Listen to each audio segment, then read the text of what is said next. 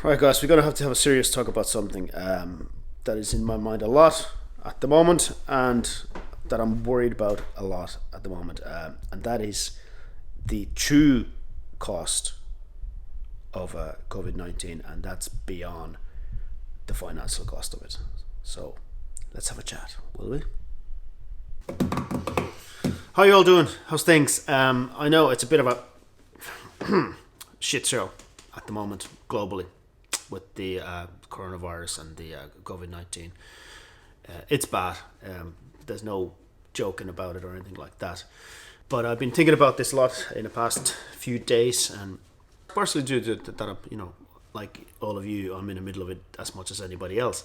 So these kind of thoughts obviously travel through their minds. It's very hard to not get kind of dragged down by it, and trying to keep the anxiety at bay and all that sort of stuff. But we're all in it the same way. But I'd like to draw a little bit of attention to something that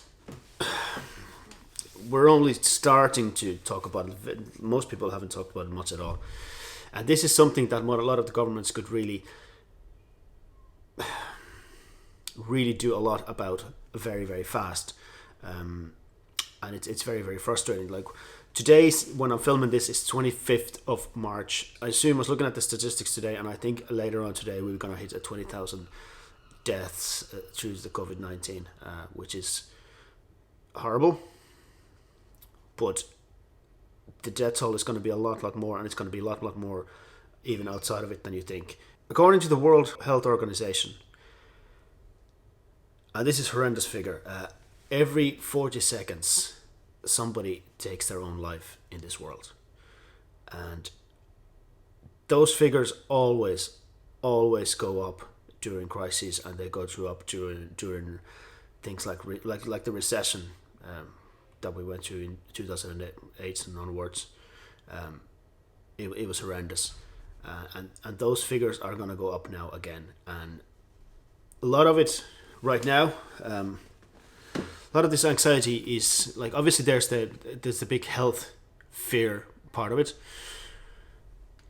but that's not even the biggest part of that anxiety. A lot of that anxiety is to do with the fact that people can't work, and their financial situation, their security. A lot of people, especially in a place like Dublin and a lot of the big cities, like people are paying ridiculous rents as it is, and they're literally living from paycheck to paycheck, and the bills are piling up. Don't get me started on that one. It's a desperate situation. It's horrible. It's devastating, and it's very hard to kind of remove yourself from that mindset that okay, this will pass, it'll be whatever. When you just see your own bank account going lower and lower and lower, and the bills going higher and higher and higher. And like me, that's the one thing I still can't understand. Like in Ireland, the government is supposed to sign into law on Thursday, I believe, a rent freeze, which doesn't mean that Irish people don't have to pay rent. What it means is that the landlords cannot raise the rent during this time. Think about that.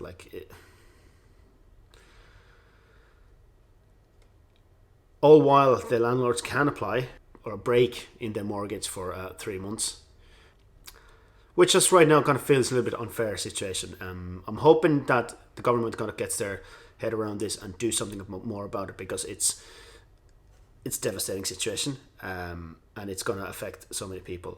They are subsidizing people's salaries who have lost work, but as I said, like a lot of people, a lot of friends of mine that I know, me included, we pay at least half of our salary into the rent, some like more, and it's just because of the situation that it is in this city. I'm not going to tell anybody how to run their country. It's not my job at all. I'm just a musician who plays music and tries to put a smile on people's face or make you think, and all that sort of stuff. The thing is that what I try to focus on is the stuff that I can actually affect, whether it's my life or somebody around me, which is a hard thing to do. This is all about, like, this is probably the biggest challenge of trying to stay present and not be too wrapped up on what tomorrow brings, because that tomorrow is just complete and utter unknown more than ever before. In the past, we could kind of predict roughly, but now nobody knows. Globally, nobody knows. So all you can do is worry about right here, right now, and focus on that. At the end of the day, money is something that a lot of people get really wrapped up about it, but at the end of the day, it is just a commodity that is there to make it easier for us to trade whatever skill you have at the value of it and all that sort of stuff.